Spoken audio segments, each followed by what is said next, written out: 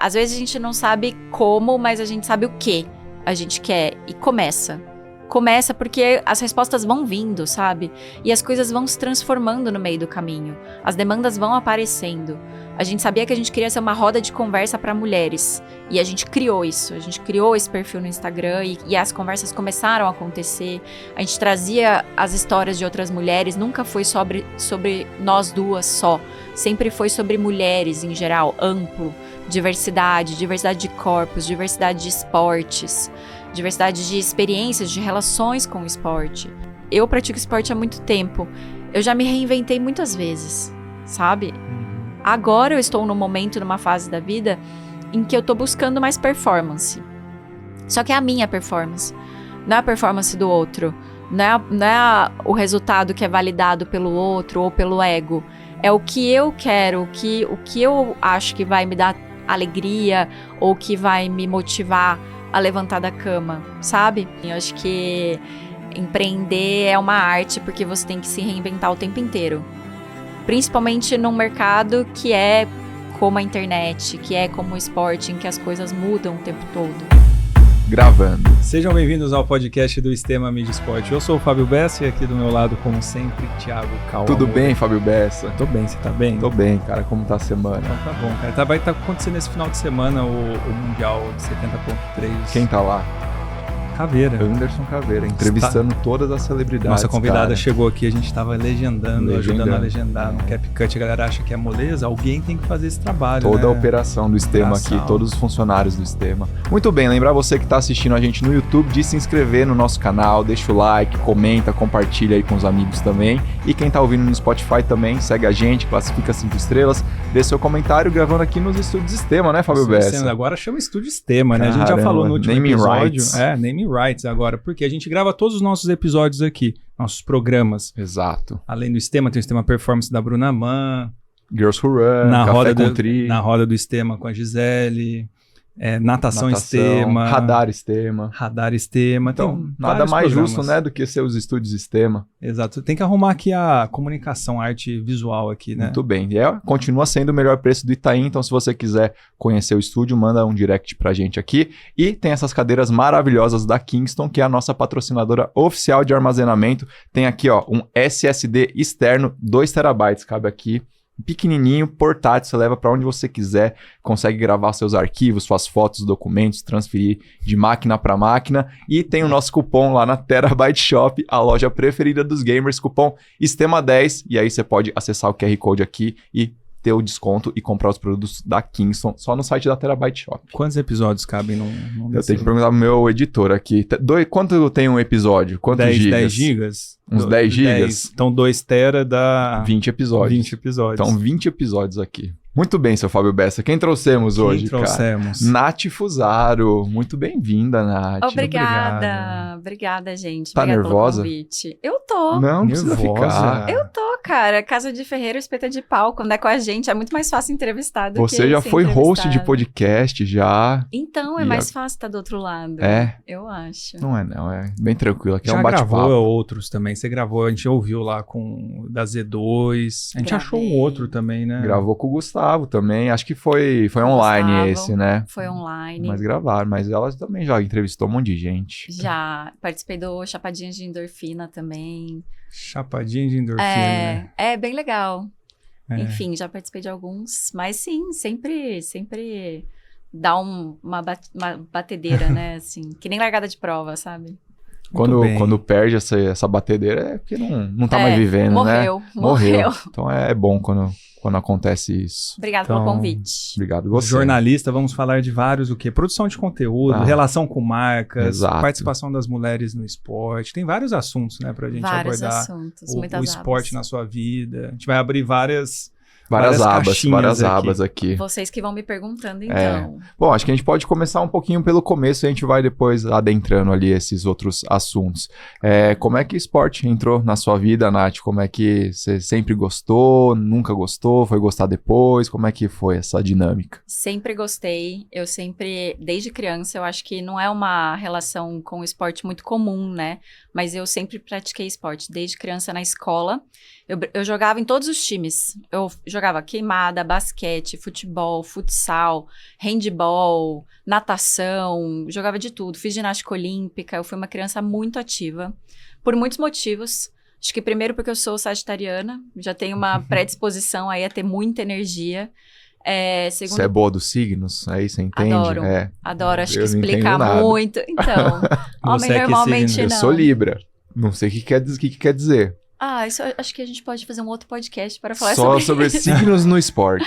Vamos lá. Mas faz muito sentido, pessoas de Sagitário normalmente praticam muito esporte porque a gente tem essa relação com o corpo, né, e com a natureza muito forte também. E uma energia extra, assim, é comum.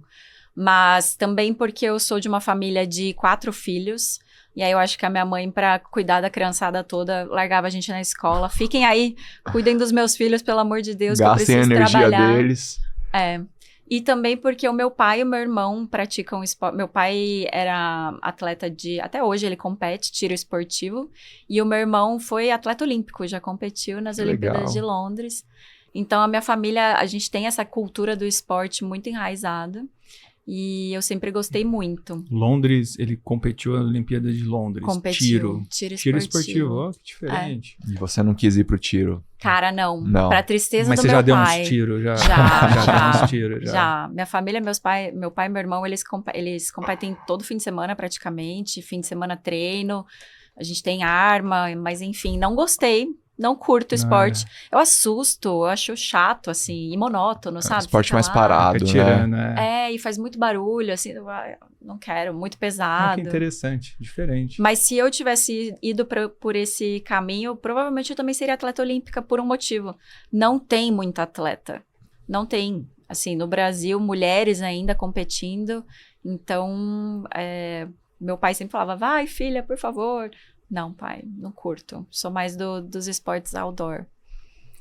E aí você descobriu corrida e triatlon quando? Olha, corrida foi antes. Acho que eu comecei a correr meio que pra gastar energia, pra transpirar. Quando eu estudava ainda, né, na época do colegial e tal. Mas quando eu comecei a fazer faculdade, que eu mudei pra São Paulo, eu sou do interior, né? Sou de Rio Claro, interior de São Paulo, fica 2 horas mais ou menos.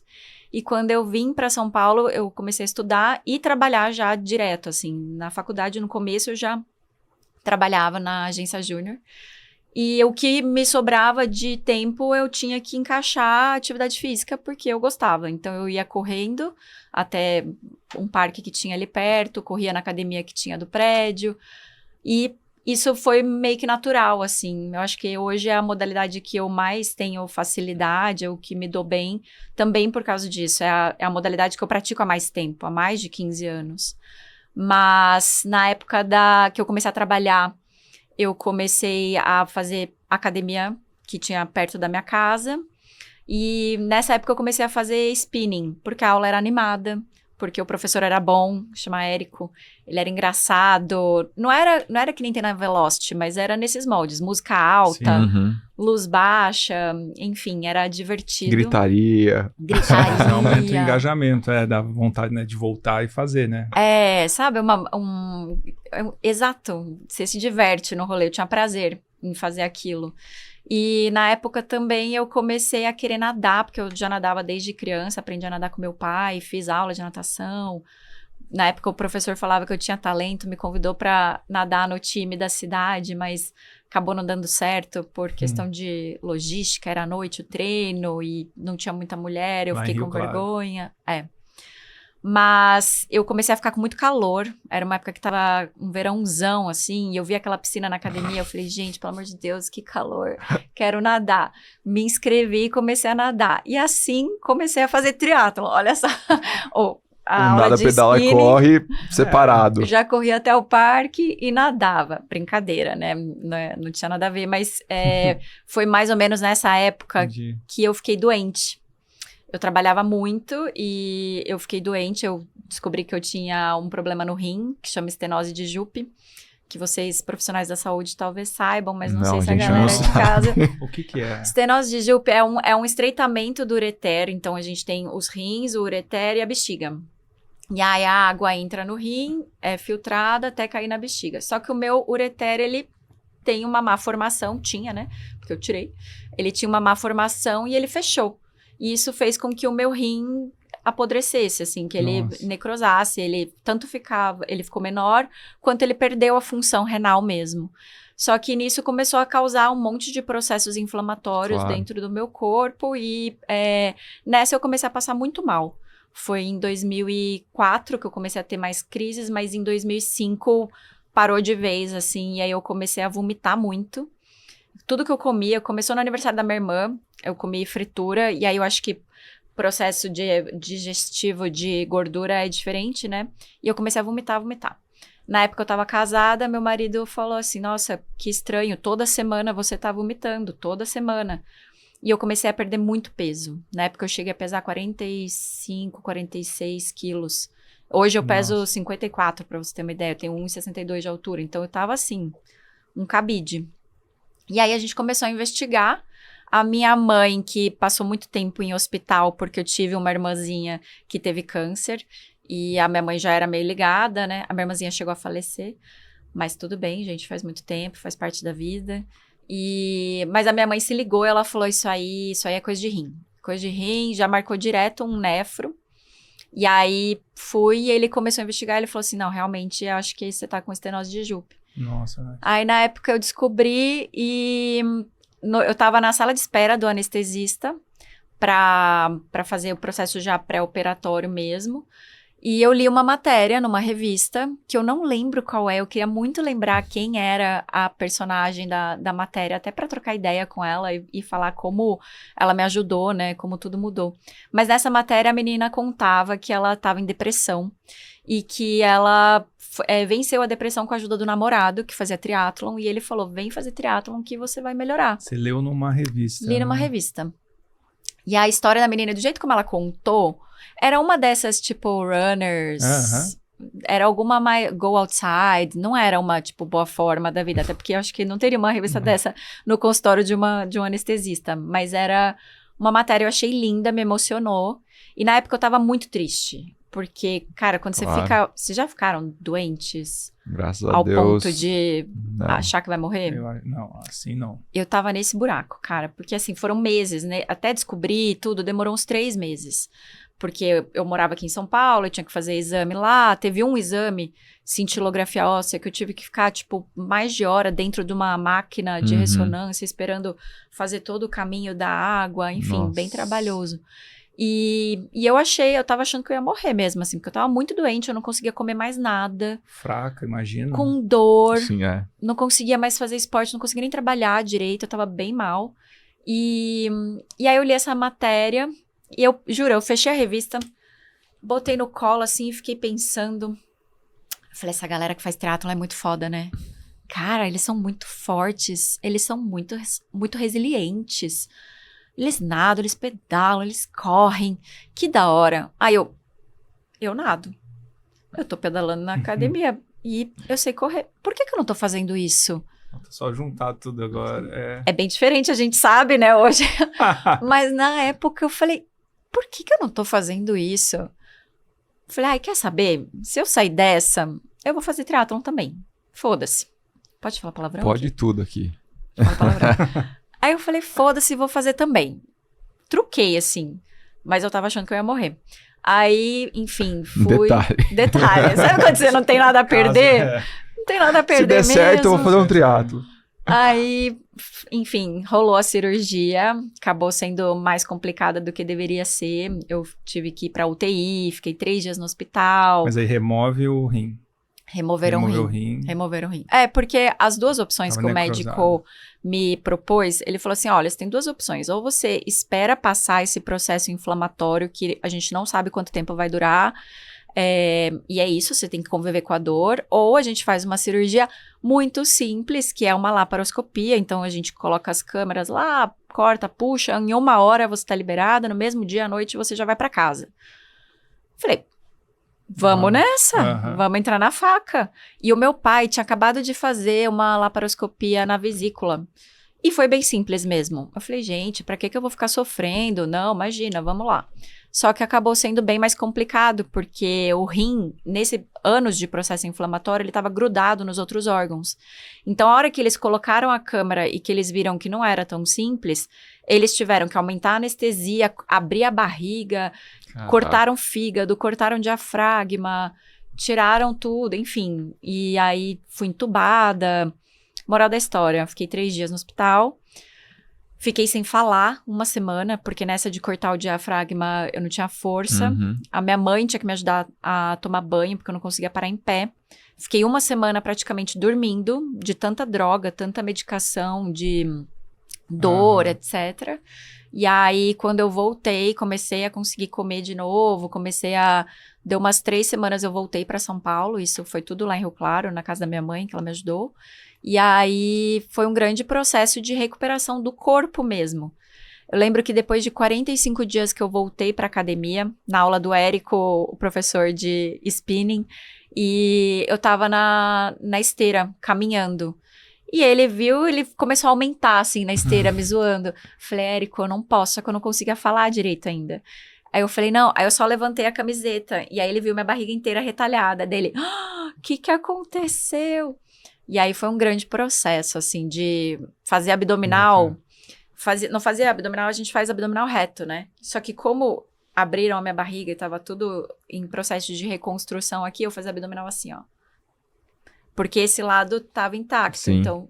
Você conseguia ir Caramba, por um lado, Nath. Aí foram meses de preparação física mesmo, assim, de fortalecimento, de reconquistar o condicionamento físico, fôlego, tudo.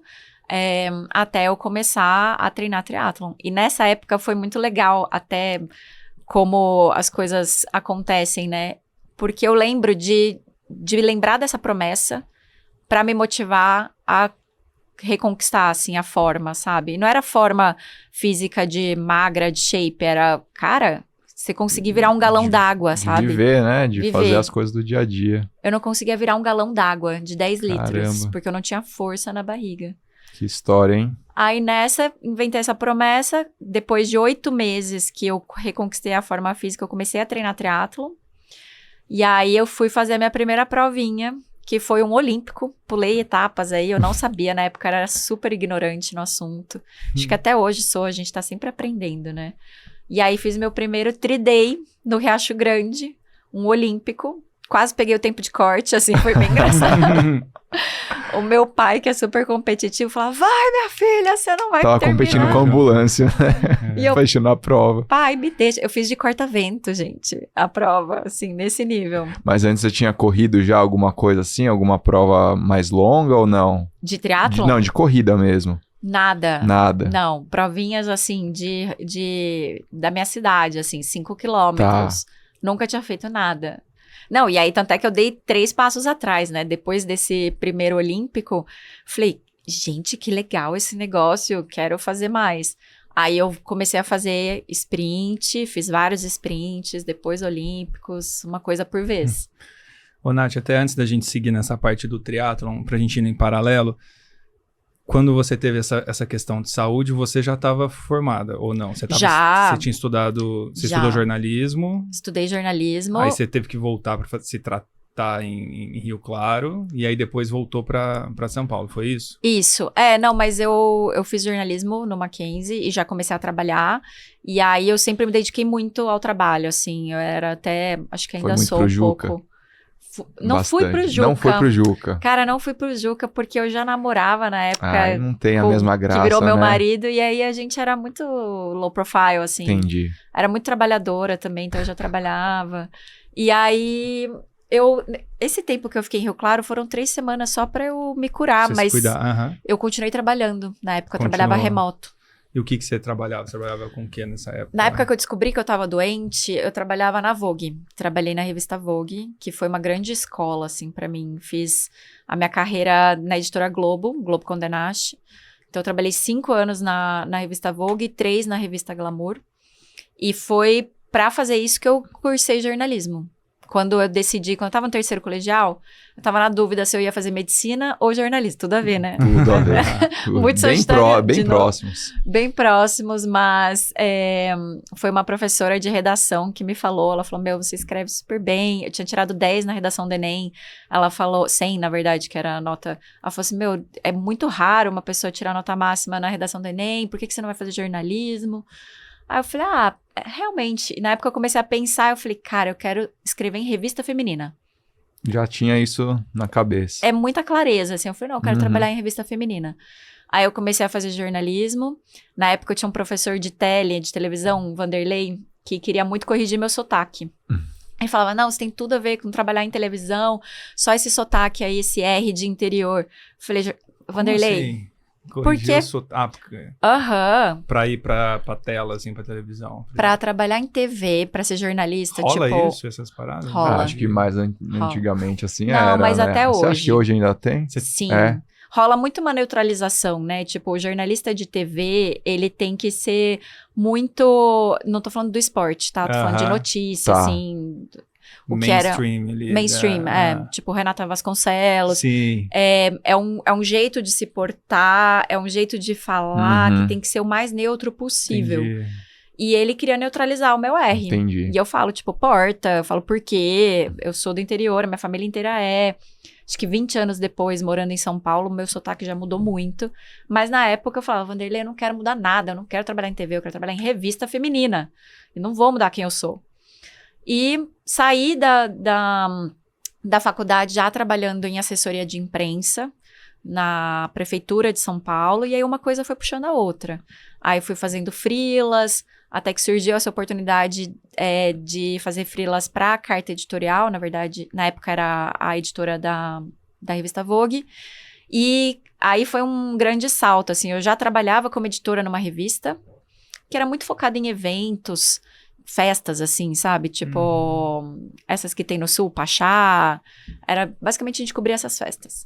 E eu era editora, e aí me chamaram pra trabalhar na redação da Vogue como freela. Tipo, 1 mês. Falaram, vem aqui, a gente precisa de 1 mês. Você vai ganhar R$500. E eu abri mão. Eu falei assim, eu vou. A minha mãe, você tá louca? Não, você já tá como editora, você já tá viajando. Eu falei, mãe... Meu sonho. Você criar a oportunidade de estar ali. Eu falei, meu sonho é trabalhar aqui, eu vou fazer até por onde para ser contratada. Aí fui e fiz. Eu lembro que eu trabalhava até, 3 horas da manhã, acordava às 5 para trabalhar de novo. Foi 1 mês, assim, que eu perdi de cabelo, gente, o que caiu, a saúde vai pro saco, né? Mas deu certo. Fui contratada depois e fiquei 5 anos lá.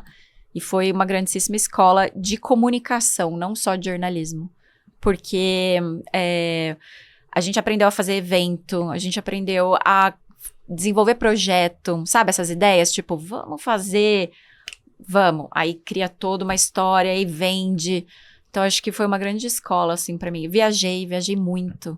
Viajei o mundo, assim. Minha chefe, ela não tinha muito como reconhecer... com dinheiro, porque estava dentro do guarda-chuva da Globo, então, em corporações, às vezes, o aumento é, sei lá, 10%, R$300. Não, aí ela falava assim, você tá trabalhando pra caramba, você vai ser reconhecida. Aí ela me dava viagens, aí eu fui pra Itália, fui pra Dubai, fui pro Chile, comi nos melhores restaurantes, assim, ela me deu experiências. E oportunidades, assim, sabe? Ela me botou com gente muito competente.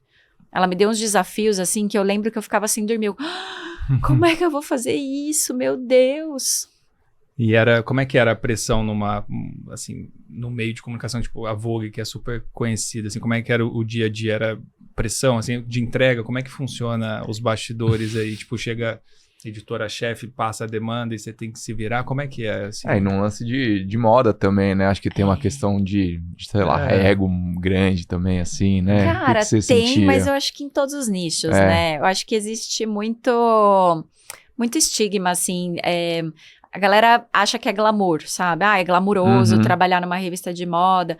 Tem seu glamour, tem essa parte de você encontrar com um puta fotógrafo, a modelo, de você ter acesso a coisas de luxo, tá nos desfiles, tá nas viagens. Mas, cara, é trabalho. Então é isso, assim, tinha dia que eu ia dormir 3 horas da manhã e acordava 5.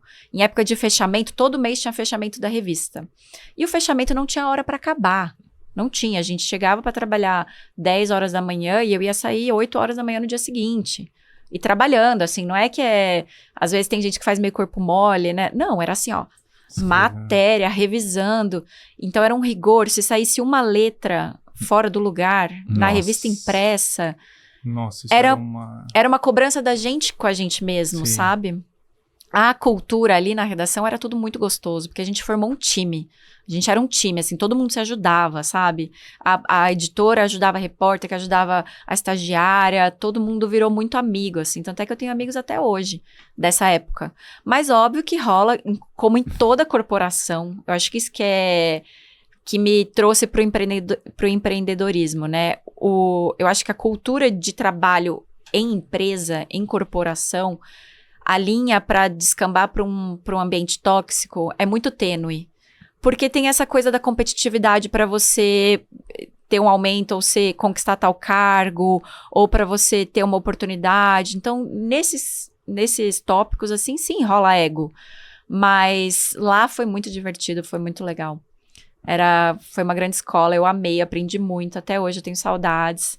Mas até que chegou um momento em que não estava mais saudável para mim. Foi nessa época que eu comecei a ficar doente.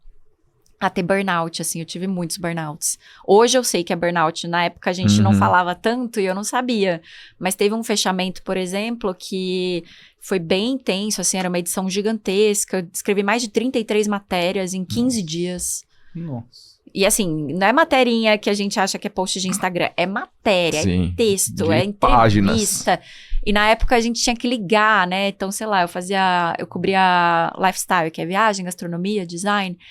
E aí eu tinha que ligar pra Londres pra pedir pro restaurante e tal, me mandar pra entrevistar o chefe.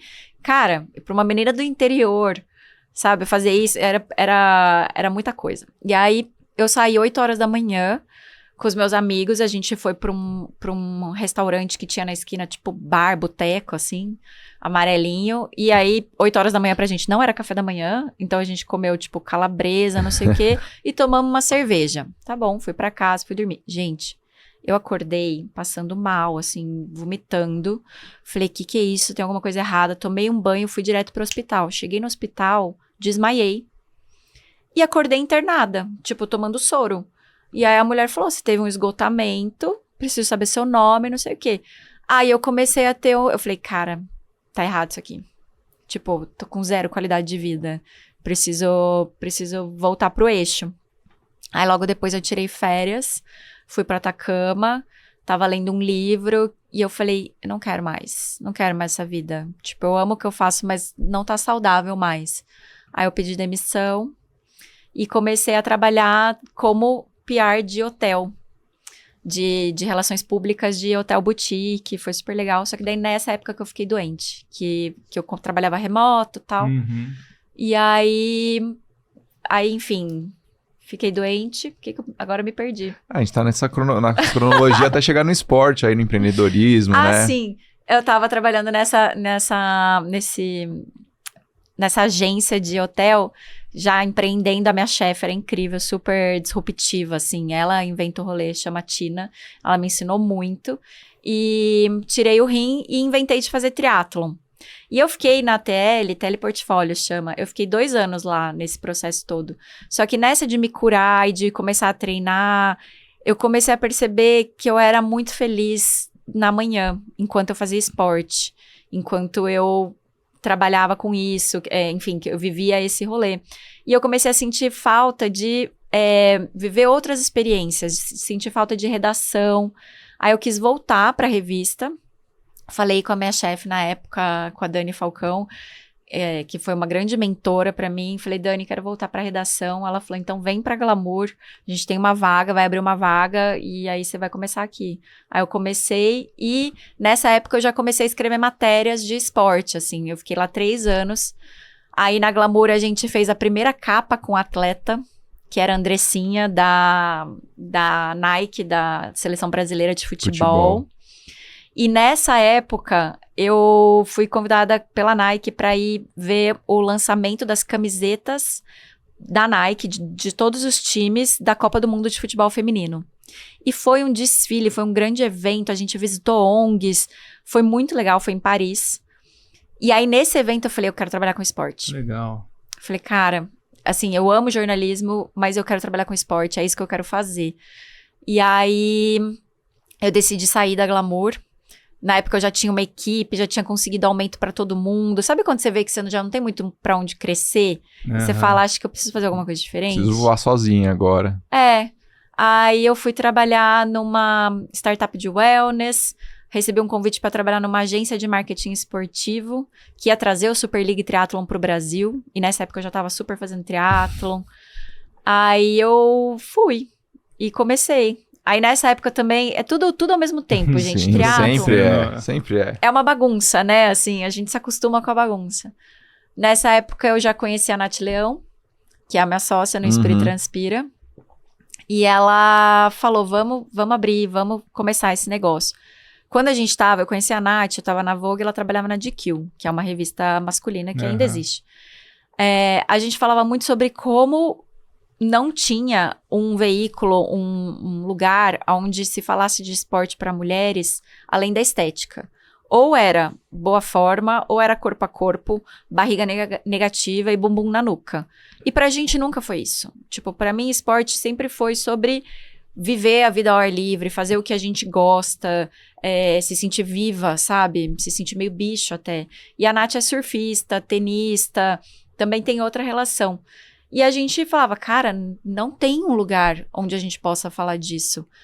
Aí a gente começou a bolar o que seria hoje, que é o Inspira e Transpira, que é uma roda de conversa para falar de esporte para mulheres. Para falar, cara, tá bom, você não gosta de correr, você já tentou yoga, você já tentou beach tênis, você já tentou skate, você vai encontrar um esporte para amar. E esse esporte vai te mudar como um todo, porque você vai se empoderar, você vai ter mais autoconfiança, mais autoestima, você vai ter mais clareza sobre as coisas, você vai se desafiar, você vai ganhar mais confiança, você vai ter coragem para pedir um aumento no trabalho, para se livrar de um relacionamento abusivo, enfim. E aí, assim, a gente começou o Inspira no dia 8 de março de 2020. Simbólico, hein? Simbólico, foi escolhido a dedo. Dia da Mulher. De 2020. 2020. Nossa, e aí uma semana depois... Uma semana depois, muda. Estourou a pandemia. E a gente falou, e agora? A gente ia fazer um evento presencial. Só que nada acontece por acaso, a gente começou a fazer lives. Nosso trabalho como jornalista começou a ser requisitado. E vocês começaram já, tipo, como página do Instagram? Tinha mais alguma outra coisa? Tinha, sei lá, grupos? Como que era essa... A gente começou com uma página no Instagram, só que a gente não queria ser uma revista. E a referência que a gente tinha na época era revista. Só que a gente sabia, tendo trabalhado na Globo, o investimento que precisa para você ter uma publicação, né? Para você ter designers, para você ter... Enfim, o nosso padrão de qualidade ainda era muito daquele... Como eu falei, se tivesse uma letra fora do lugar, a gente se cobrava demais. Vocês tinham como referência, era algo inviável. Algo inviável. Tirar do papel. Então, a gente... E também tinha uma outra questão. A gente queria humanizar o jornalismo, porque o jornalismo que a gente fazia nas revistas era uma coisa muito impessoal, neutra. A gente tinha até por contrato, eu não podia falar de marcas no nosso perfil pessoal. E no Inspira e Transpira, a gente queria falar das nossas experiências. Então, assim, cara, eu estou escrevendo sobre ciclo menstrual, como ele impacta na performance da mulher, mas eu estou vivendo isso como atleta. E o que eu sinto é isso, isso e isso. Então, a gente queria se colocar também, que a gente chama de jornalismo humanizado. Que tem ali uma neutralidade ao passar a informação, mas também tem a questão pessoal da vivência. Porque quando você vive o rolê, você sabe do que você está falando. Você entende muito mais, tem muito mais empatia porque também tá passando a mesma coisa. E aí a gente começou com uma página no Instagram, mas muito em um mês, a gente já começou a receber solicitação das marcas. Eu lembro que a ASICS foi a primeira que apoiou a gente para fazer lives, entrevistando atletas no perfil das marcas. E aí começamos, aí a gente ainda conciliava com os nossos trabalhos paralelos, né? Eu lembro que o primeiro dinheiro que a gente ganhou foi R$150 para fazer uma live e a gente doou, porque naquela época era a pandemia. Então a gente doou para uma ONG que cuidava de crianças com esporte, para eles... porque a comunidade que participava dessa ONG era muito de manicures, profissionais autônomas, mães. E a gente falou, vamos dar esse dinheiro para essa galera. Aí, quando a gente percebeu que o plano B poderia virar plano A, a gente, all in, assim, a gente teve que abrir mão dos nossos trabalhos. Foi uma época bem difícil, assim, de grana, porque a gente tinha que pagar aluguel, condomínio, viver. E não dá pra pagar com tênis, né, gente? Já vou dar uma coisa pra vocês. Não dá pra pagar aluguel com tênis. Fazer um black market. Pois é. Não, assim, hoje eu acho que vocês conseguem, vocês já estão em outro momento também, né, de empresas, né? Juntar um pouco o propósito com o negócio, né? Fazer o negócio acontecer. Lá, quando vocês começaram em 2020, o que vocês pensavam? Já era o como tá hoje, assim? O que vocês pensavam? Como que a gente vai monetizar isso daqui? Apesar de ter o propósito, mas vocês já tinham desenhado... Bom, a gente consegue, sei lá, ser útil para a marca escrevendo? Vocês tinham um modelo de como monetizar na época ou era mais o propósito? Era o propósito. Não, a gente nunca, assim, não tinha um plano de negócio, né? A gente queria, o desejo, o sonho existia de se dedicar 100% a isso, mas a gente não sabia como. Realmente, eu acho que isso é uma coisa até que, sei lá, eu posso dar de dica pros empreendedores. Às vezes a gente não sabe como, mas a gente sabe o que a gente quer e começa. Começa porque as respostas vão vindo, sabe? E as coisas vão se transformando no meio do caminho. As demandas vão aparecendo. A gente sabia que a gente queria ser uma roda de conversa para mulheres. E a gente criou isso. A gente criou esse perfil no Instagram e as conversas começaram a acontecer. A gente trazia as histórias de outras mulheres. Nunca foi sobre nós duas só. Sempre foi sobre mulheres em geral, amplo. Diversidade de corpos, diversidade de esportes, diversidade de experiências, de relações com o esporte. Eu pratico esporte desde criança, a Nath não. Tem mulher que começa agora. Então, assim, a gente sempre quis contar todas essas histórias. Mas o modelo de negócio foi acontecendo meio que com a necessidade. Quando a gente decidiu abrir mão dos nossos trabalhos, foi porque a gente não estava dando conta de conciliar. A demanda de trabalho no Inspira estava surgindo, mas a gente tinha nossos trabalhos full-time, paralelos. E aí eu chutei e falei, Nath, seguinte, se a gente quer fazer isso acontecer, a gente vai ter que escolher. Porque aonde a gente foca a nossa energia, flui. Se a gente ficar diversificando a nossa energia, a gente não vai para lugar nenhum, a gente vai continuar parado. Então a gente tem que fazer uma escolha agora. Dela, mas não dá, como é que vamos, não sei o quê. Eu falei, cara, o filho nasce com o pãozinho embaixo do braço. Então assim, vamos que a gente vai fazer acontecer. E na época era fevereiro de 2021. Cara, o que brotou de trabalho naquele fevereiro, porque em março era o mês da mulher. E aí fazia um ano já que a gente estava trabalhando, acho que as marcas falaram, vamos, e foi todo mundo, e foi um mês, assim, muito frutífero, que a Nath falou, tá bom, então vamos.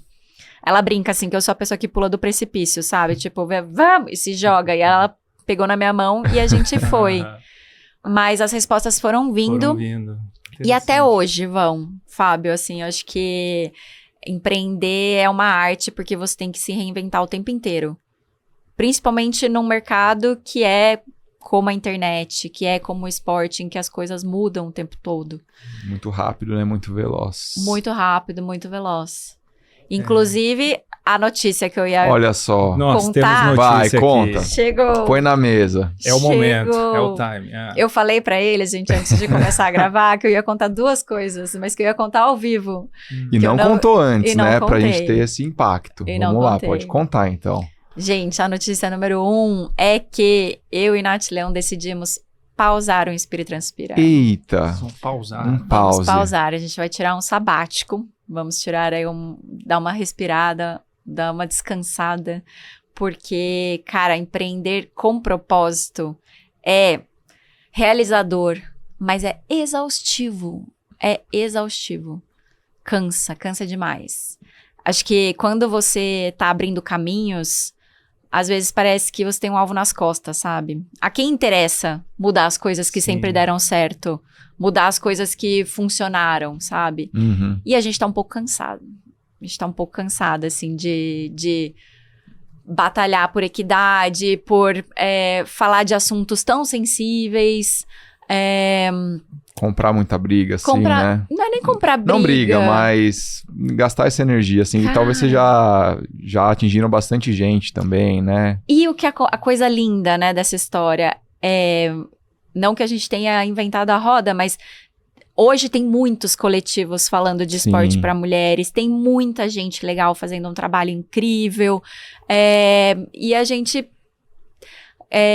repensou um pouco o nosso modelo de negócio. E a gente começou a ter divergências também, como dupla, como sócias. A gente começou a pensar diferentes em alguns caminhos. Vamos fazer isso. Ela, não tô afim de fazer isso. Ou ela, vamos fazer esse tipo de conteúdo. Eu não tô afim de fazer isso. A gente começou a ter algumas divergências. E aí, também eu acho que rola uma desprofissionalização do mercado de trabalho na internet hoje. O que acaba impactando um pouco no nosso trabalho. Então, assim, as pessoas colocam tudo no mesmo saco. É blogueira. Esquece que a gente estudou jornalismo, que a gente trabalha há 20 anos no mercado, que a gente faz roteiro, preparação, a gente faz planejamento estratégico, que a gente não faz dancinha. A gente não quer fazer dancinha, a gente não vai fazer dancinha, sabe? Então, isso a gente cansou um pouco. E começamos a pensar na nossa vida a longo prazo, assim, de empreendedorismo. Às vezes, o glamour, né? Você vê na internet, você fala, cara, tá pra cima e pra baixo, tá fazendo parceria com várias marcas, só não isso sei o que quê. a galera vê. É só isso que a galera vê. O corre ninguém vê. O corre ninguém vê e não vê que, cara, você tem que pensar lá na frente. Você tem que pensar que daqui 6 meses você tem salário. E, de novo, ganhar tênis não paga boleto. Então, a gente começou a olhar para o nosso trabalho com uma visão um pouco mais a longo prazo, assim, de dinheiro mesmo, de viabilidade, de logística. Aí a gente começou a se pegar tendo que fazer investimento, mas também não queremos fazer investimento, porque senão vai abrir mão do salário que está lá. Então, a gente repensou um pouco e decidimos pausar a operação, porque estamos querendo viver coisas diferentes nas nossas vidas. Ano passado também eu passei por algumas situações que me fizeram repensar muito o tipo de trabalho que eu posso fazer. Eu fui para a Olimpíada e eu voltei bugadaça da Olimpíada. Bugada, assim. Eu falei, gente... Uma bugada de bom ou bugada de ruim? Com muitas ideias ou... Muitas ideias. Muitas ideias. E uma visão que eu não consigo nem explicar direito ainda, mas basicamente eu sinto que a gente tá vivendo o esporte de um jeito errado no Brasil. Eu sinto que a gente tá muito vivendo no ego, ou nos gadgets, ou no tênis topzera, na bike topzera, e menos sobre valores.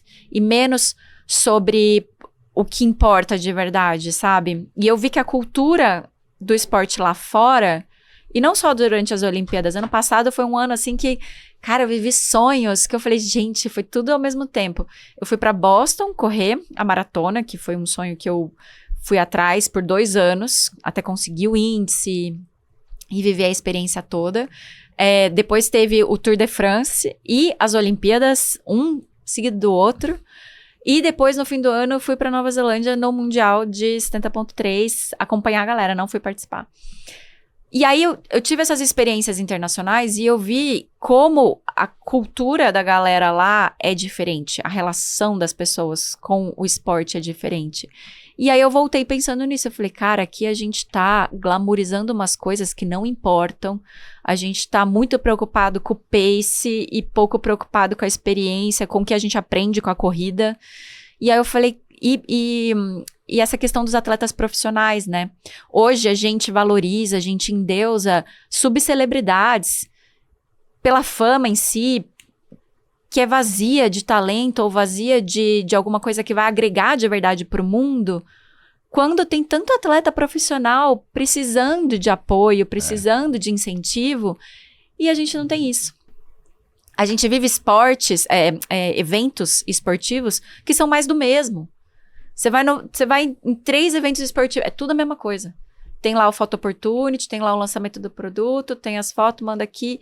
Não tem experiência, sabe? Você não volta pra casa com, caraca, isso me impactou de verdade. Uhum.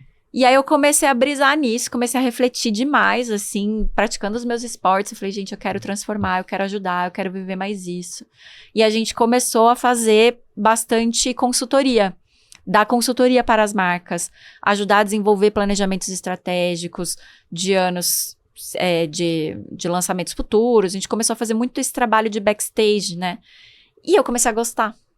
Falei, acho que eu quero voltar a trabalhar no corporativo. E a Nath também. Ela falou assim, cara, eu acho que eu quero um pouco dessa estabilidade, sabe? De salário pingando, de equipe. Porque às vezes cansa você ter que legendar, fazer a thumb, subir, não sei o quê. E aí a gente... A Equipe. Equipe, né? Equipe, exato. E a gente decidiu pausar. Isso foi uma decisão tomada, assim, ao longo do tempo. A gente pensou, será que a gente vende o Inspira e Transpira? Porque tem uma comunidade muito engajada. E dá dó, né, assim, jogar fora ou só, tipo... Aí a gente falou, calma, pode ser uma pausa. Pode ser uma primeira temporada. Sim. Vamos viver, vamos sentir, vamos elaborar isso, entender o que a gente quer fazer com isso. Então, a gente decidiu tirar esse sabático. Não sei dizer quanto tempo vai durar, não sei dizer o que vai acontecer, as respostas vêm. No futuro. E, junto com isso, a bomba número 2. Boa. É que nem uma banda de rock, né? Deu uma pausa, daqui a pouco volta de novo, faz uma turnê, né? Acho que a gente segue trabalhando, né? Trabalhamos muito, precisamos pagar boletos e seguimos trabalhando com o esporte, é o que a gente ama. Só antes de ir para a segunda bomba aí, pra você comentar a primeira, né? Desses anos todos, assim, o que vocês acham que de fruto, assim, alguns frutos que renderam o projeto de vocês? Você falou, né? Hoje eu acho que tem vários outros movimentos coletivos, né? De mulheres. Então, a gente, dentro também da nossa grade, a gente tem, né? A Mariana e a Marcela, que falam para mulheres que correm.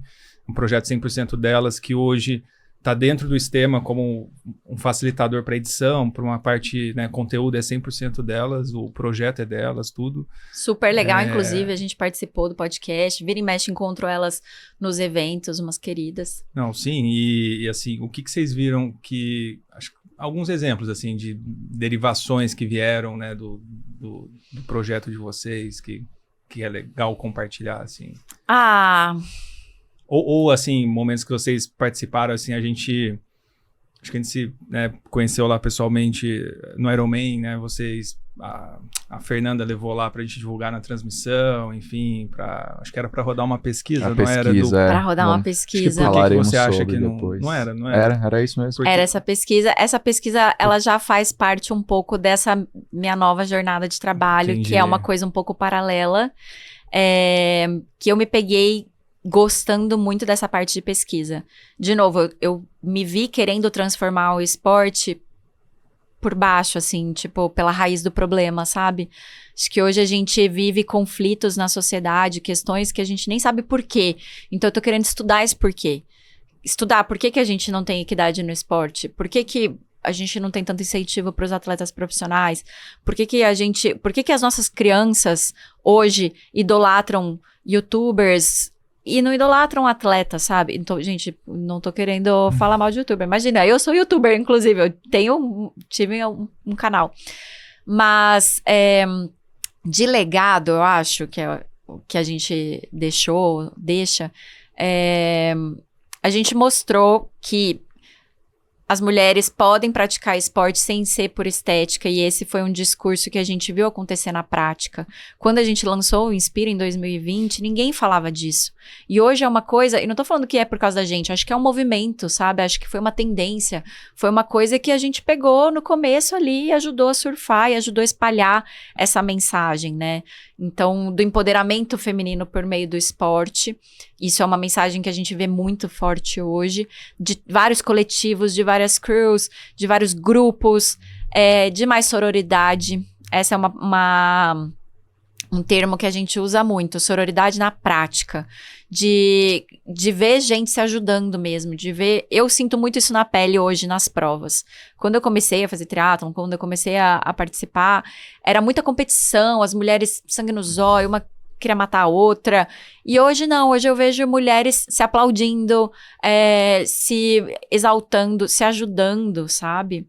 Eu vivi muito isso recentemente, foi por isso até que eu mudei de assessoria agora, recentemente entrei na Espadoto, porque encontrei as meninas numa prova e elas começaram a elogiar que eu tava correndo super bem, elas, você tá voando, vai lá, não sei o que, eu nasci pra ver isso, sabe? Eu queria muito ver isso acontecer e eu não via, e agora eu vejo, e é muito legal.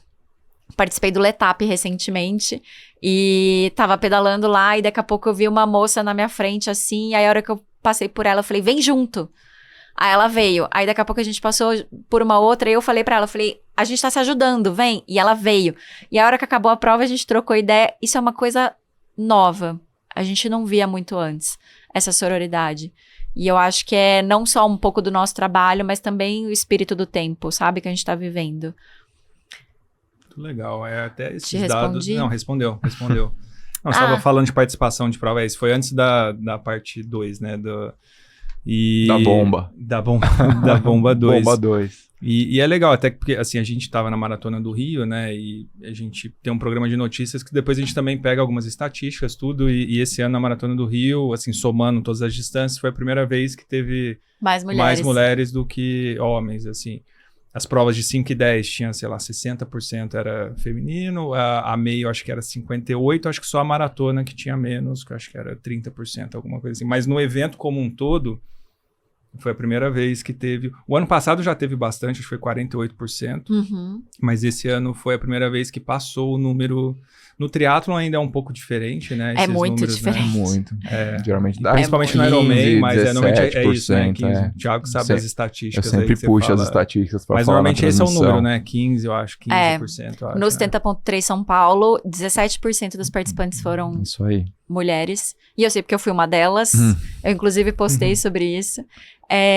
No Ironman, no Full, ano passado... Foram 12%. E essa é uma história legal para contar aqui, que conecta um pouco com essa pesquisa e como a gente se conheceu agora em junho. Ano passado, eu fui trabalhar, eu fui cobrir pra fila, e eu tava na largada, e eu só via toquinha, tipo, eu via poucas toucas femininas. Aí e eu tô acostumada a ver menos, mas assim, era assustadoramente menos. Falei, gente, Na hora, mandei uma mensagem pro assessor de imprensa do Ironman, da Unlimited. Falei, Felipe, me ajuda. Você sabe quantos participantes mulheres tem nessa prova hoje? Quantos %? Aí, quando ele me mandou, 12%. Não, peraí. Aí, mandei pra Nath, que tava na base. Eu falei, amiga, esse é o post. 12% dos participantes são mulheres. É só isso que a gente vai comunicar. Tipo, não precisa dar palestra, sabe? Tipo... É isso, o número fala por si só. E aí, esse post viralizou, bombou. Um monte de gente. E aí, internet é um negócio sem fim, né? A galera, porque isso, porque aquilo. Enfim, nesse trabalho que a gente fez lá, nessa cobertura, eu entrevistei a Pamela Oliveira, e ela falou um pouco sobre essa questão de equidade, das dificuldades que ela tem e tal. E aí, o post dela também viralizou. Fiquei com isso na cabeça. Eu falei, cara, que estranho, por que tem menos? Pouco tempo depois, a gente foi visitar o escritório da Unlimited, em São Paulo, a casa, né? Pra tentar falar sobre como a gente poderia emplacar o Ironman Unlimited numa matéria. Eles queriam receber a gente como jornalistas, tal. A gente escreve até hoje pros veículos, né? Tanto é que saiu, no começo desse ano, uma matéria sobre triatlon, na Vogue. E nessa ocasião, eu lembro que era na véspera, o Galvão tinha visitado Brasília, deu aquele bafafá de vai ter Ironman em Brasília. E eu aproveitei e falei, Galvão, responde aí, vai ter Ironman em Brasília ou não? Lembro que a gente fez um vídeo, isso também viralizou. Mas aí nessa ocasião, acabou a reunião sobre o que a gente tinha ido falar. Eu falei, Galvão, posso te falar uma coisa? Você sabia que 12% são mulheres? E você tem duas questões aqui. Você tem a questão da equidade, que não dá mais pra ignorar. Tipo, as Olimpíadas fizeram um esforço para ter equidade hoje, 50% homem, 50% mulher, não dá para ignorar. A gente tá em 2025, a gente tem que fazer alguma coisa a respeito. E o segundo é que você tem um grande potencial de público aqui. Significa que você tem muito a crescer no público feminino. E aí ele ficou, você tem razão, vamos fazer alguma coisa a respeito. Me traz um projeto. Eu adorei, porque ele foi super aberto. E aí ele falou, vou te apresentar a minha diretora de marketing, a Fernanda, quero muito que vocês troquem ideia, não sei o quê. E ali começou uma conversa. Só que eu tava fazendo 1000 coisas, Olimpíada, blá, blá. Voltei, aí em dezembro, quando eu fui pro 70.3 na Nova Zelândia, eu desenhei o projeto. Eu fui correr um dia, eu falei, cara, o projeto vai ser esse. A gente vai fazer uma pesquisa, voltei, apresentei, negociamos, não sei o quê, e no Ironman Full desse ano, a gente foi fazer essa pesquisa, que era para entender por que as mulheres não praticam triatlon e por que tem menos mulheres fazendo Ironman, especificamente. E aí, contratamos uma pesquisadora, contratamos uma equipe de foto e vídeo, a gente rodou a pesquisa lá. Foi uma pesquisa inédita no mundo, não só na Unlimited. Foi um case do Ironman pro mundo. Os números que a gente levantou, a pesquisa, os dados que a gente conseguiu coletar são super ricos, não só para a marca, mas para o esporte. Sabe? Eu não posso aqui entrar em detalhes, né? Eu acho que devia ter perguntado para eles antes se eu poderia divulgar alguma coisa. Mas eu tenho certeza que sim, porque eles sempre foram super abertos. Inclusive, depois que acabou, que a gente apresentou a pesquisa e os dados todos para eles, a gente deu algumas ideias de caminhos. A gente conversou sobre isso. Eu, a Fernanda, a Maia Fleming, que também trabalha na Unlimited. Eles têm uma equipe feminina muito forte lá, né? E a gente começou a pensar em caminhos. Tipo, cara, o que a gente pode fazer para ajudar essas mulheres? Então, vamos fazer isso, vamos fazer aquilo. E são coisas que eles já estão colocando em prática. Isso que é legal. Não é só a pesquisa pelo dado, não é, é o que a gente faz com isso, né? Com certeza. É como a gente transforma. E aí, entre as coisas que a gente descobriu, tem uma coisa legal. A gente perguntou para homens e mulheres, né? Para mulheres e para homens também. E tem uma diferença muito grande na percepção. Tipo, o homem acha que mulher é preguiçosa, quando, na verdade, a mulher não tem tempo. A maior queixa das mulheres é falta de tempo. É falta de incentivo, é falta de representatividade. Elas não veem, elas não acham que elas são capazes. Elas falam, é muita coisa, como é que eu vou pedalar? Elas têm medo. Então, tem medo de pedalar. O pedal é um dos grandes empecilhos, né? As mulheres têm medo de pedalar, têm medo de pedalar sozinha. E essa questão do Ironman em si também, além do custo financeiro, é como é que encaixa isso numa rotina em que ela tem que levar o filho na escola, que ela tem que trabalhar, e aí tem que fazer a unha, tem que... Sabe? É muita coisa. Então, a gente... Foi muito enriquecedor, assim. Foi um projeto... Acho que esse ano foi um dos grandes cases, assim, de trabalho que eu me orgulho de ter feito. E ainda tá se desdobrando, né? Ainda vai ter muita coisa, né? Ainda vai ter muita coisa. Fruto dessa pesquisa. Sim. Boa. Até hoje a gente conversa e já dá pra ver que eles estão colocando coisas em práticas, o que é muito legal. Legal. Ô, Nath, e o Corrida na Veia? Como que foi esse projeto aí? Que eu lembro que eu conheci você nessa época, mais ou menos, né? Que a gente participou lá da meia que a Marília fez, tudo, enfim. Verdade. Nossa, muito faz tempo. Faz um tempinho. Corrida na Veia. Então, minha época youtuber. Época youtuber. Sim, eu... Como que surgiu o convite? Como que você começou ali com o Júlio, tudo, enfim? Foi. Corrida na Veia é um canal da NWB, era, né, na época da NWB, que é uma produtora, e eu recebi o convite da diretora do programa para fazer parte do processo seletivo, para ser apresentadora do canal. E eu falei... Tá, vamos aí, que legal. Mas já existia antes, não existia? Não. Começou com vocês dois. Começou com a gente, tá isso. Bom. E aí, passei no processo seletivo, começamos a gravar o canal, e foi super legal. Acho que eu gravei mais de um ano e meio. Foi bem, muito produtivo, assim, aprendi demais. Aprendi sobre essa plataforma YouTube, que, gente, é um comportamento completamente diferente, é um universo paralelo. As pessoas, eu lembro que a gente foi fazer a volta da Pampulha, correr a volta da Pampulha e cobrir e tal, e as pessoas foram esperar a gente no aeroporto. Eu falei, Que isso, gente? Cadê a Ivete Sangalo? Tipo, não sei. As pessoas, a gente ia correr no Ibira, as pessoas passavam e faziam assim. Tipo, que era o gesto que o Julião fazia. Foi incrível, foi muito legal. Só que daí começou... eu tinha que estar em São Paulo toda semana. A gente gravava 2 vezes por semana. E aí eu comecei a me prender em outros trabalhos por causa do canal. E aí eu falei, ai não, acho que eu quero essa liberdade. Eu gosto muito de viajar, eu gosto muito de... Cara, vídeo que eu fiz ano passado, então eu precisava dessa liberdade, inclusive geográfica. E aí eu pedi pra sair, o canal continuou. Eu e o Julião somos amigos até hoje, a gente se encontra toda segunda, quarta e sexta no parque. Domingo na corrida lá na meia. Gente demais. Boa. Mas assim, foi uma experiência diferente também, acho que para trabalhar com uma produção maior, né? Porque a NWB, pô, Desimpedidos, tudo, né? Então tem bastante estrutura, né? Muita estrutura. A equipe do canal, assim, a primeira vez que eu fui gravar, eu falei, gente, mas é sério. Tinha roteirista, tinha diretora, tinha 3 caras de áudio, 3 câmeras, era muita coisa, tinha figurino... Era uma super produção. Ao longo do tempo, a gente foi percebendo que não precisava de tudo isso, né? Então, assim, eu mesma comecei a dar muito pitaco no roteiro, comecei a escrever roteiro, de um jeito que ficava mais natural pra mim. Comecei a desenvolver pautas, falar, gente, vamos falar sobre o chip da beleza, vamos falar... E a equipe foi ficando mais enxuta, a gente foi ganhando mais autonomia. Mas foi um super projeto, assim, eu adorei, me orgulha demais. Até hoje tem gente que fala, vi um vídeo seu no canal, no YouTube. E tem umas coisas que acontecem, né? A minha sobrinha, a Lara, ela tem 7 anos. E teve um dia, ela ama YouTube Kids. Mas um dia a minha mãe tava no YouTube, ela falou assim, você sabia que a Tia Nath tá no YouTube? Ela botou na TV, a Lara... Foi muito legal ver a carinha dela, sabe? Tem coisa que a gente fala, nossa, nem lembrava. Legal, e aí vi que de certa forma ela se inspirou, foi bonitinho. Tá eternizado, né? No YouTube fica no pra universo vida inteira.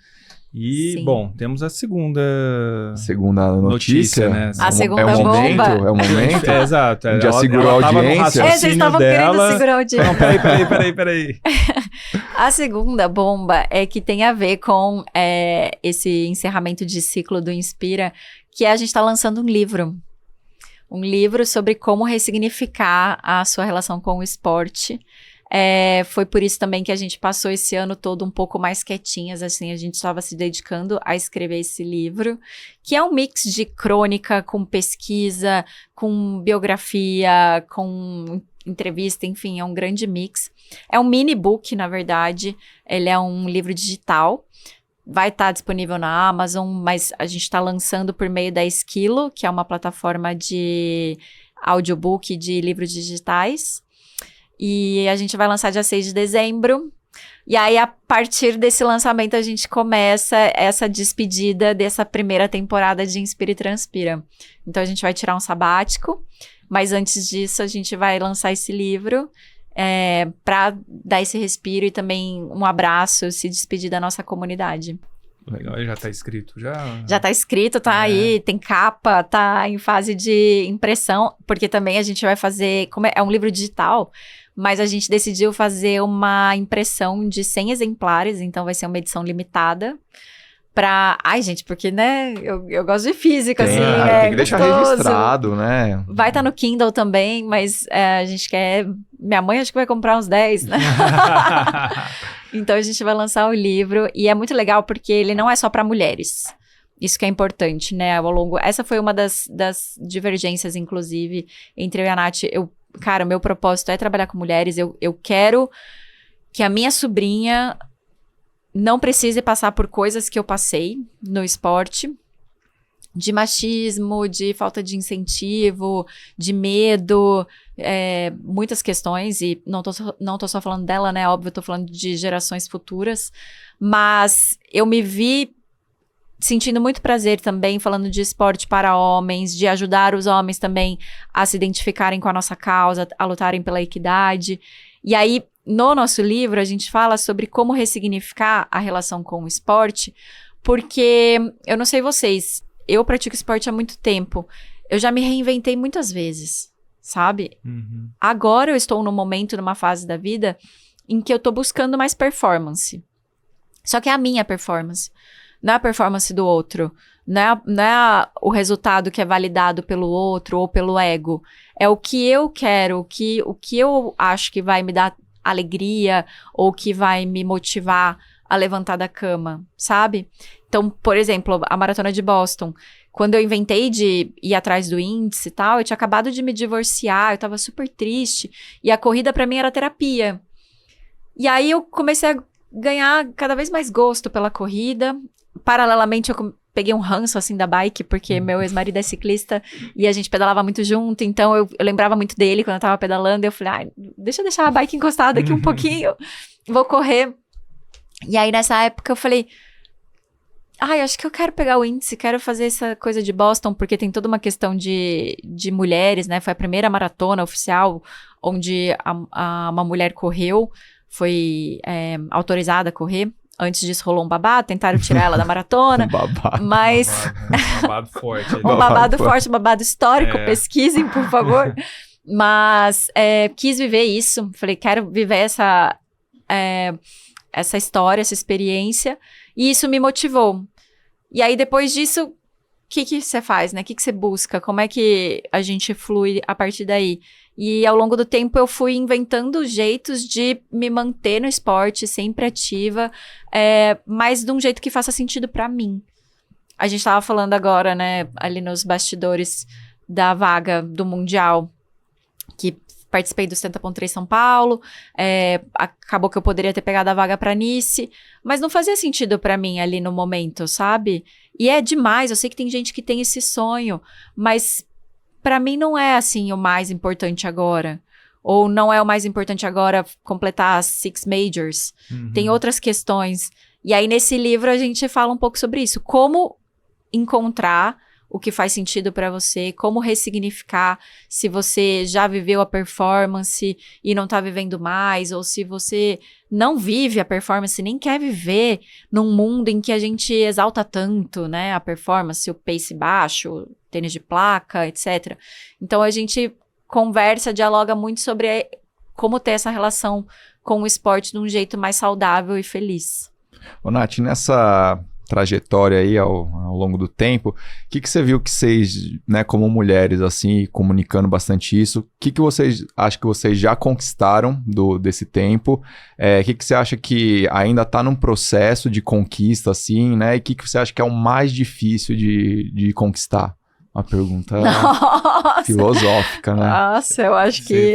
Vai perguntar se tem quanto tempo para responder. Vamos aí, já foi 1 horinha aqui, vamos mais 1 horinha. Nossa, qual que é a primeira? O que a gente já conquistou? O que já conquistou, o que tá em processo e o que é mais difícil de conquista aí das mulheres? Eu acho que a gente já conquistou o nosso espaço de mostrar que a gente é capaz. A gente é capaz de tudo. Mulher é capaz de tudo. Não tem mais essa coisa de sexo frágil. Não tem. Nunca teve, né? Mas, enfim, por uma questão de sociedade patriarcal, a forma como a gente foi educado, todo mundo, não tô falando só os homens, as mulheres também. História, gente, cultura, né? Existia essa ideia de que a mulher era frágil, de que ela não era capaz, de que ela não podia.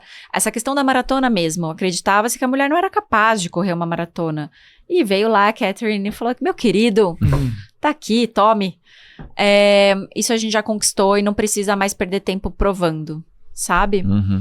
Eu acho que a gente tá no processo de conquistar as mesmas oportunidades. De conquistar os mesmos salários, as mesmas vagas, o mesmo segurança, sabe? De não ter medo. Cara, é muito foda. Tem coisas que eu acho que vocês nunca vão saber. Eu sinto muito calor. Eu penso 2 vezes antes de tirar a camiseta e correr de top. Porque eu não me sinto segura. No Ibirapuera eu me sinto segura. Na rua eu não me sinto segura. Dependendo do lugar. Isso é muito foda, entendeu? A gente quer ter as mesmas oportunidades, os mesmos direitos. Sabe? De não ter medo. E eu acho que o mais difícil é a gente se respeitar, se ajudar e se valorizar. Não só homens, as mulheres, né? Então, acabar com o machismo, mas as mulheres também. E isso é um pouco que me desanima hoje, que me faz querer descansar. Porque eu acho que as mulheres competem demais umas com as outras. E a gente não precisa.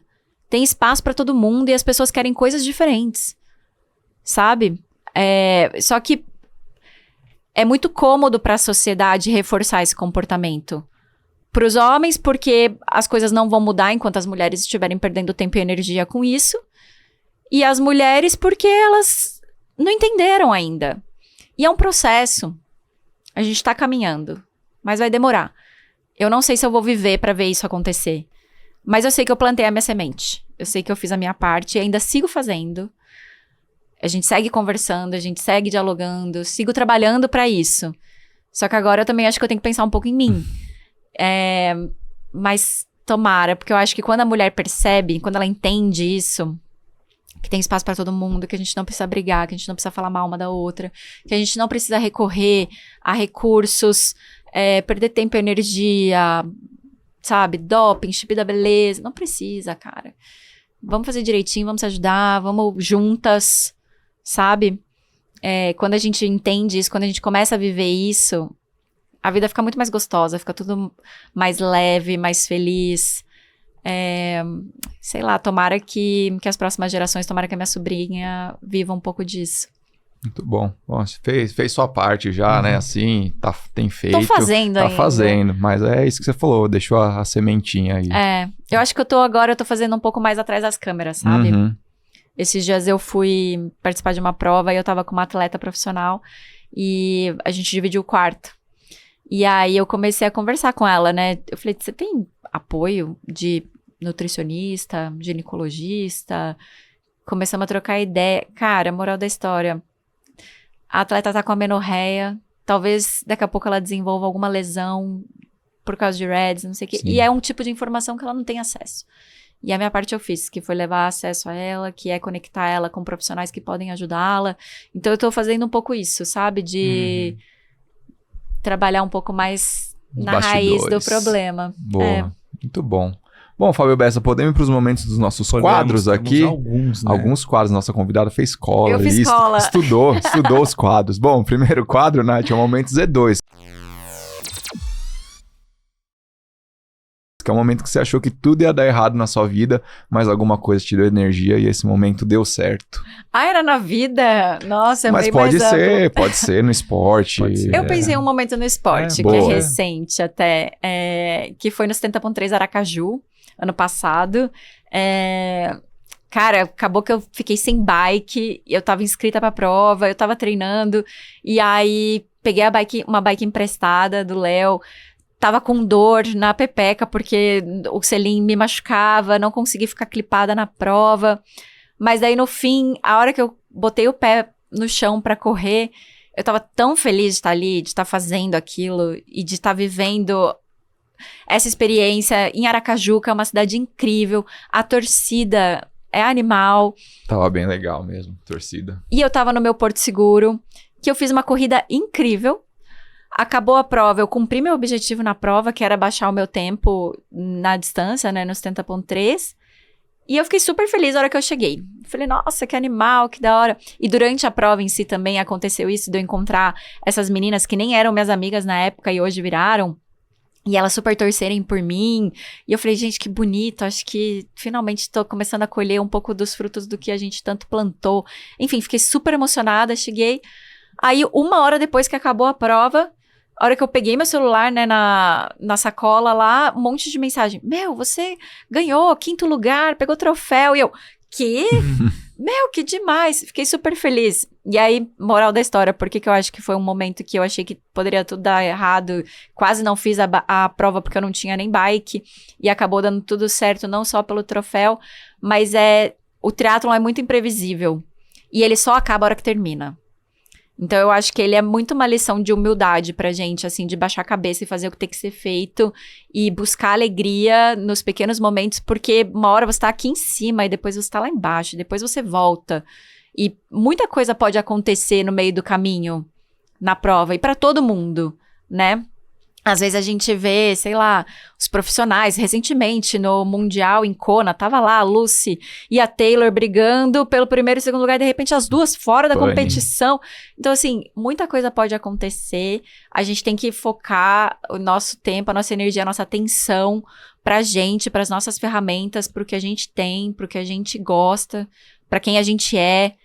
E no fim, se sentir realizado com o que a gente mesmo se propôs, sabe? Sem esperar essa validação externa. Muito bom. Bom, o Z2 te mandou um kit, entrega o kitzinho aí para nossa Muito convidada. obrigada. E se você quiser conhecer os produtos da Z2, tem um QR Code aqui do lado, você vai ser direcionado para o site deles e tem nosso cupom lá, né, Fábio Bessa? Cupom mais usados da Z2. Estema Z2, você vai ter 10% de desconto em todos os produtos, no gel de carboidrato, no pó de carboidrato, no saltos. Já tomou seus saltos hoje? Nos saltos, frutas vermelhas, 1000 miligramas. 1000 miligramas, só para dar um up aqui, né, dar uma acordada. Dar um pump. Então, se você quiser conhecer todos os produtos da Z2, QR Code aqui do lado, cupom Estema Z2. Tá na semana de Black Friday, né? Mês Friday, Black November, né? Essa coisa toda. Black November. November. Então aproveita lá os descontos e os produtos da Z2. Muito bem. E a gente também, Nath, pede sempre indicação ou de alguma leitura, alguma série, algo que você queira indicar aí para quem tá ouvindo a gente.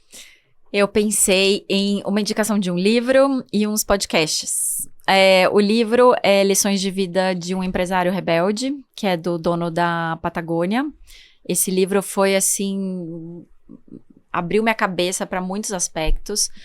Primeiro, para a relação de trabalho, assim, da gente pensar o trabalho de um jeito diferente, não só corporativo, não só nesse formato, né? Trabalho é como você usa os seus talentos, o seu tempo e a sua energia de forma útil a agregar no mundo. Então, acho que quando a gente percebe isso, muda um pouco a nossa relação.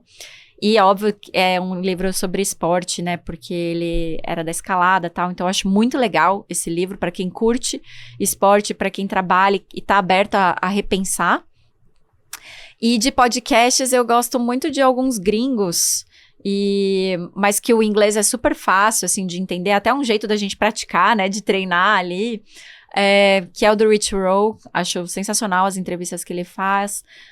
Tem um outro que é do Jay Shetty, que chama On Purpose, ele fala muito sobre novas formas de viver em todos os âmbitos. E da Emily Abate, que é uma jornalista, que chama Hurdle. Então, para mulherada aí, eu acho interessantíssimo esse podcast, o Hurdle. Assim, eu ouço toda semana. Muito bem. Belas dicas.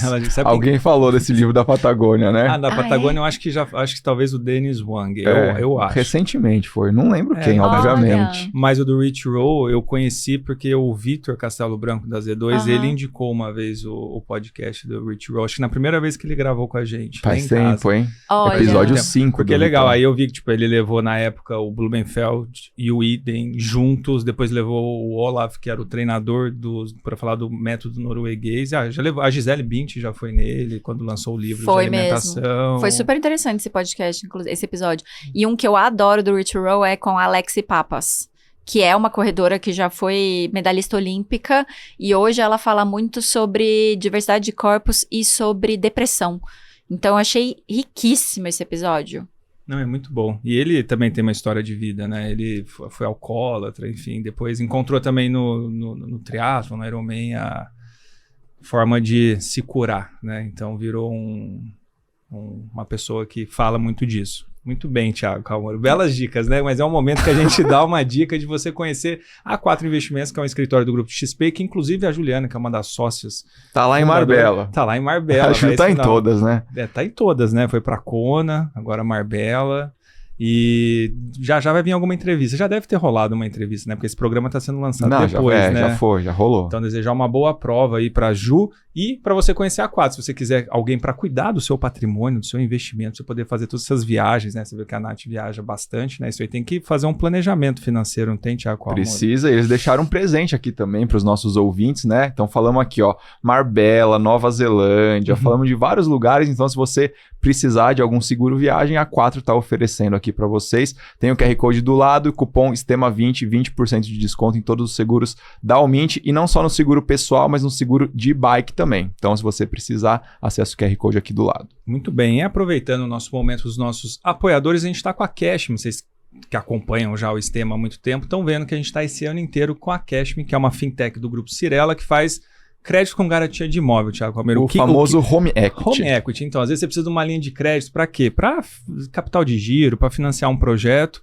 E é uma modalidade que, né, por você dar como garantia um imóvel, caso você tenha, você pode ter taxas melhores, né, um prazo maior para pagar. Então, condições boas para você impulsionar o seu projeto. E por eles impulsionarem projetos com essa linha de crédito, eles querem saber se tem alguma pessoa na sua vida que você considera que impulsionou você, assim, ou algum momento que foi um game changer ali na sua carreira, na vida. Eu tava olhando a minha colinha. Colinha, Não vai esquecer aí, hein? Cara, eu acho que foi... Acho que quando eu me prometi fazer triatlon foi esse momento em que tudo mudou, assim. E de quando eu fiz a cirurgia, né? Porque... Foi nessa época que foi 360 mesmo, assim. Mas de pessoa, foi quando eu fui contratada na Vogue. Com certeza, a Daniela Falcão, ela acreditou. Imagina, eu era uma freela e ela viu ali que tinha uma pessoa que queria muito trabalhar, enxergou o potencial e me deu muitas oportunidades. Então, foi uma grandíssima escola para mim, eu sou muito grata. A partir daí, eu aprendi comunicação de um jeito bem amplo, que eu aplico até hoje, sempre redescobrindo, sempre atualizando, sempre antenada nas coisas que estão acontecendo, no comportamento, né, no zeitgeist, assim, no espírito do tempo. Então, acho que foram 2 momentos, assim, catalisadores para mim. Muito bem. Show de bola. Bom, e pra gente finalizar o momento aqui dos nossos patrocinadores, tem o momento Cupá, que é a marca de roupas aqui, ó, que veste o Sistema. Eu vim de branco, né, pra dar uma variada, e Fábio Bessa sempre com seu pretinho. Eu tô lá com agora tem uma cor aqui, o Djeco verde. É. Sabe que é o Djeco, né, esse dragãozinho lá aí. Você viu ele em Kona? Vi. No lixo. Vamos ver. Ele Se Deus tá em quiser, todos os lugares, ano que vem a gente vai ver de novo. Bom, mas Cupá significa ser leal a si mesmo, Nath. Aí o pessoal quer saber a que princípio você é leal até os dias de hoje, o que você carrega com você e você não abre mão de jeito nenhum. Nossa, cara, eu sou muito leal à verdade, eu acho que não só como profissional, né, jornalista, mas a minha própria verdade, ao momento em que eu tô vivendo, ao que eu acredito, ao que eu quero, a verdade do outro. Acho que quando a gente entende que todo mundo tem suas batalhas, seus talentos, né, seus sonhos, e é a verdade do outro, e tá tudo bem. Não tem um melhor do que o outro, tem pessoas, tem histórias, tem vidas. Então eu sou muito leal à minha verdade. E aí eu pensei num mantra, não sei por que eu imaginei isso, eu achei que tinha que trazer uma frase de efeito. Eu achei, gente, vamos deixar tem que trazer uma frase de aqui. efeito. Mas, não, é uma terapia, na verdade, que chama Ho'oponopono, não sei se vocês conhecem. Tô falando de várias coisas aqui novas pra vocês, hein? É bom, Astrologia, Ho'oponopono. Cara, Ho'oponopono é uma técnica de terapia inventada por um psiquiatra havaiano. E ela é uma técnica de autocura que implica em 4 frases, seja para você mesmo ou para o outro, né? E aí, eu sinto muito, me perdoe, eu te amo e sou grato. Isso você faz para alguém. E tem uma que é para a vida, que é entrego, confio, aceito e agradeço. E eu pratico muito essa, pra tudo, assim, pra algum desafio novo no trabalho, ou pra uma prova. Então, é um mantra que eu carrego sempre comigo e eu pratico praticamente todos os dias. Faço grounding também, pensando muito nisso. Que é, sei lá, às vezes a gente tá muito ansioso e vai largar numa prova. E a gente fica se cobrando e tal. Cara, se você meditar nessa frase, nessas palavras... Entrego. Eu fiz tudo que eu podia, né? O melhor que eu podia. Não foi 100%, não foi a planilha verde no TP, mas eu tenho certeza que eu me dediquei ao máximo. Confio no trabalho do meu treinador comigo. Confio que eu me nutri do jeito. Confio que vai dar tudo certo. Aceito. Se alguma coisa sair do controle... Aceito que é o que eu tenho que aprender aqui agora, é o que eu tenho que lidar e como eu tenho que ser provocada pela vida. E agradeço pela oportunidade de estar viva, agradeço pela oportunidade de estar podendo fazer esse esporte que eu tanto amo. Esse é um dos exemplos de como eu pratico o Ho'oponopono no dia a dia, mas eu acho que é uma coisa legal pra gente praticar pra tudo. Profundo, hein? Ho'oponopono. Depois a gente vou dar uma pesquisada melhor, porque eu gosto muito desse mantra. Eu não sabia que era do Ho'oponopono, mas eu já vi bastante essas frases. Muito bem, bom, esse daqui é o quadro da Cupá, né? Então, se você quiser conhecer os produtos da Cupá, tem o QR Code aqui do lado também e cupom STEMA 10% de desconto em todos os produtos da Cupá. Vai, Fábio Bessa, fala aí o que você tem pra falar. Não, eu tenho pra falar porque assim, a gente tá em novembro, a gente tá em novembro, né? Então, a Bruna e o Gustavão já mandaram aqui, porque além de ter o cupom do STEMA, que você pode acumular em cima disso que eu tô falando aí. Caramba, é a chance, hein? Ó, tem desconto progressivo. Então, por exemplo, se você comprar uma camiseta ou uma regata, você vai ter 10% de desconto. Isso antes do cupom, tá? Antes do cupom. Você comprou 2, 15% de desconto. Você comprou 3, 20% de desconto. Isso vale também para os shorts. Então, short, camiseta, enquanto durar os estoques, claro. Mas, pô, se aplicar 20%, depois aplicar o do STEMA ainda... E tem desconto se você pagar no Pix. Mais sim, quando vê, eles estão te dando. Eles falando, pô, quanto que é aí? Qual que é o seu Pix pra eu te pagar, pra você comprar? É verdade, vamos fazer o Pix reverso. Então, pô, ajuda lá e acessa o QR Code pra você ser direcionado pro site da Cupá. Muito bem, ainda vai ter desconto em outras peças, macaquinho, tudo que tá direto no site. E cadê o meu presente da Cupá? Falamos bastante das mulheres aqui, né? Tem os macaquinhos e tem a linha feminina lá da Cupá também, que a Bruna desenvolveu. Super design lá que a Bru fez. A Jennifer, né? Vocês olham a Jennifer competindo, ela tá com aquele... O Jaco gigante nas costas, não é? É lindo o macaquinho dela. Bom, é isso aí. E tem o nosso último patrocinador aqui, que é a Centauro, que se você quiser comprar os produtos vendidos e entregues pela Centauro, tem o nosso cupom STEMA, 10% de desconto lá. O que precisa, Fábio Bessa? O que tem lá na Centauro de produtos? Tem caiaque? Caiaque tem caiaque, tem... Tem um remo pro caiaque. Tem uma luva de boxe, surf... Tem o saco de boxe pra você bater? Deve ter também. Então, se você quiser qualquer produto aí e for vendido e entregue pela Centauro, usa o cupom do STEMA. Muito bem, Fábio Bessa. Gostou aqui do Papo com a Nath? Muito obrigado, viu, Nath? Gente, eu que agradeço. Ô, Nath, se você quiser deixar um recado final aí pra galera, redes sociais, fique à vontade. Bom, meu perfil no Instagram é Nath Fusaro, o do Inspiritranspira, @Inspiritranspira. Agradeço demais, gente, vocês pelo convite. Obrigado. Editem, por favor, porque falamos muito. Não, vai podem pro ar. cortar. Quase 1h30. Nossa, não. Vamos editar isso aí, pelo amor de Deus. 1h25, isso. Agradeço, obrigada demais pela oportunidade. E a gente continua se encontrando aí pelos rolês de triatlon. Com certeza. Muito bem. Você que está assistindo no YouTube, não esquece de se inscrever no nosso canal, deixa o like, comenta, compartilha. Quem está assistindo no Spotify também, segue a gente, classifica 5 estrelas, deixa seu comentário. E no Instagram a gente está lá como @STEMesports. Chica Wamura, Fábio Bessa, Nath Fusaro, Inspire e Transpira. Até o próximo episódio e tchau. Valeu.